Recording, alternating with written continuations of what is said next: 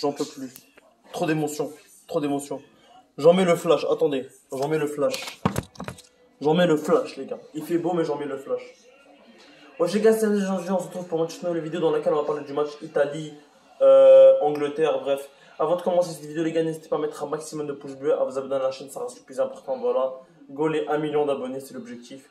Bref, les gars, ce match incroyable, tout simplement incroyable, avec beaucoup d'émotions. Le match n'a pas été ouf, comme celui de l'Argentine. C'était pas un match de fou, on va pas se le mentir. Mais les gars, on va pas se mentir que c'était un match avec plein d'émotions, surtout dans les kicks de penalty, tu vois, surtout à la fin. Bref. Avant de commencer cette vidéo, les gars, comme d'habitude, abonnez-vous à la chaîne, mettez des pouces bleus, etc. Ça fait toujours plaisir. Je vais parler de quelques sujets. Voilà, un peu de la victoire de l'Italie, un peu ce que je ressens, un peu mon ressenti un peu sur la victoire de l'Italie. Bref. Pour moi, l'homme du match du côté de l'Italie, je veux dire pour moi le meilleur joueur du côté de chaque équipe. Pour moi, l'homme du match du côté de l'Italie, ça a été Chiesa. Chiesa du sens, les gars, où c'est pas lui qui a mis le but. Voilà, c'est quand même Bonucci, Chiellini.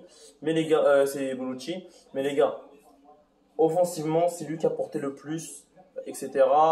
Il revenait parfois défendre, ça fait du bien. Il presse. C'est vraiment un joueur complet. Il peut jouer à droite comme à gauche. Voilà, si tu regardes les occasions offensives de l'Italie, tu peux voir que 99% ça vient de Chessia. Bref. Sinon, défensivement du côté d'Italie, pour moi qui a été le meilleur, ça reste Chiellini. Chiellini, du sens légal, Chiellini était vraiment comme un mur.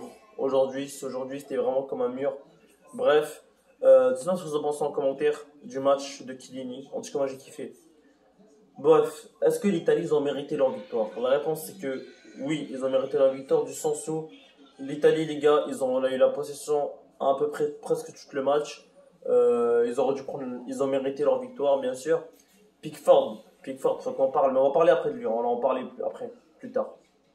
Bref, l'Italie, qu'ils ont été efficaces aujourd'hui,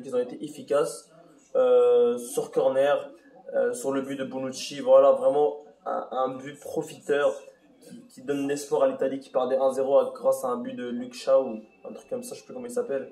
Bref, l'Italie qui égalise à la 67e minute et là, c'est là que tu vois à quel point c'est un truc de fou. L'Euro, les gars, plein d'émotions. Le match était claqué, hein, le match était claqué. Mais juste parce que c'est une finale, on s'est mis dans un contexte de finale, on stressait, etc.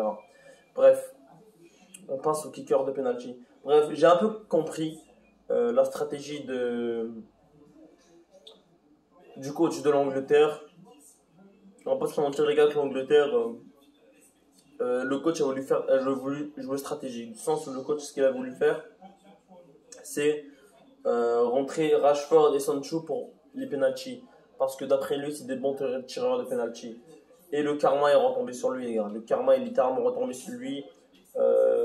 Sancho, Rashford, Saka ont raté 3 penalty décisifs pour sauver l'Angleterre. Pickford, il s'est sacrifié pour l'équipe. Et malheureusement, ça n'a pas donné. Et voilà. Bref, je vous pensez de la victoire de l'Italie. En tout cas, moi, c'était un plaisir de faire cette vidéo débrief. Et on se revoit plus tard, la famille. Des vidéos de transfert, des vidéos sur Ronaldo, des vidéos sur Mbappé, etc. Abonnez-vous à la chaîne, c'était MZ442, tu connais.